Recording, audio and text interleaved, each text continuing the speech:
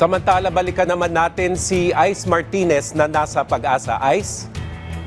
Asik Joey, bahagyang nga nag-accelerate itong si Typhoon Tino. Nasa 25 kilometers per hour ang takbo nito patungong West Philippine Sea. Sa ngayon, nasa El Nido, Palawan o coastal waters nito ang El Nido, Palawan. Napanatili nito ang lakas sa 120 kilometers per hour at 165 malapit sa gitna. Sa ngayon, nakararanas pa rin tayo ng heavy rainfall. Ngayong araw, buong araw po yan dito sa parte ng Palawan.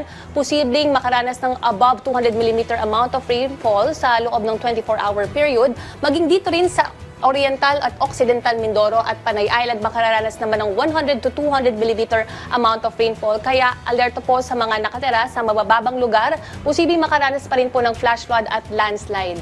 Sa puntong ito, makakausap po natin muli ang ating weather specialist, si Ms. Charmaine Varilla, para talakayin po ang ilang mga lugar na nasa ilalim pa rin ng signal warnings number 4 and 3. Anong po yung areas nito? So, sa ngayon po, ang latest update natin as of 8 a.m. ay almost similar pa rin yung mga areas under wind signals dito sa may Palawan. Sa northernmost part ng Palawan, wind signal number 4, kasama dyan ang Calamian Islands, and signal number 3 dito sa may northern parts ng Palawan, kasama ang Cuyo Island. And for the rest of Palawan, up until sa center part ng Palawan, meron tayong naka-raise na wind signals 1 and 2. And then, dito naman sa may parte ng Mindoro Province, sa may southernmost part nitong dalawang ito ay may naka-raise din na wind signal number 2, and for the rest, wind signal number 1. Maging dito sa may Romblon at dito nga ngayon sa may Antique na lang ay ang may wind signal number 1 at nabawasan na nga yung ibang areas sa may Western Visayas. Nakataas pa rin po ang storm surge warning natin sa coastal areas ng Northern Palawan. Posibleng umabot po yan ng 3 meters at may gale warning pa rin tayo sa areas dito. Ma'am, ano pong details po ng gale warning natin? So, ulitan po natin yung mga areas under gale warning ay dito sa may northern part ng Palawan, including Cuyo and Calamian Islands. And then, kasama din dyan ang Kalayaan Islands and yung southern coast ng Occidental Mindoro and yung western coast ng Aklan at Antique, including Kaluya Island. So, kapag sinabi po natin gale warning, inaabisuhan po natin lahat ng sasakyang pandagat na ipagpaliban muna yung paglalayag dahil yung estimate po natin na taas ng alon ay maaring umabot ng 6 meters. Alright ma'am, sa araw na nga ito may surge ng northeast monsoon o paglakas ng hanging amihan kaya makararanas naman ng strong to gale force gusts ang malaking bahagi ng Luzon, kabilang dyan ang Metro Manila, Cagayan Valley at Cordillera Region. Kasama na rin ang Mimaropa Provinces, Western Visayas, abot din sa Zamboanga Peninsula. Sa puntong ito, pag-uusapan naman natin ang potensyal na super typhoon na maaring ang dumaan sa Northern at Central Luzon by this coming weekend.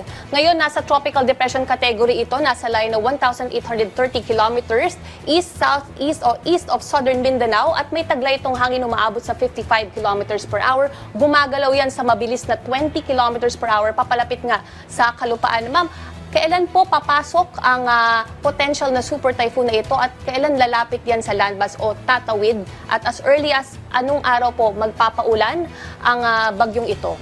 Yes po, sa nakikita po natin ngayon ay maaari na nga itong makapasok dito sa loob ng ating Philippine Area of Responsibility. Biyernes po yan na gabi o kaya naman Sabado ng madaling araw.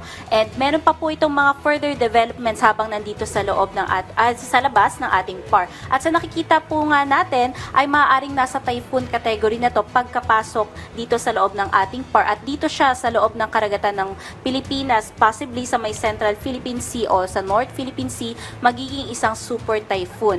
And as early as Sunday, nakikita na nga natin na may mga mararanasan ng mga pag-ulan, specifically yung nasa eastern side ng Northern and Central Luzon.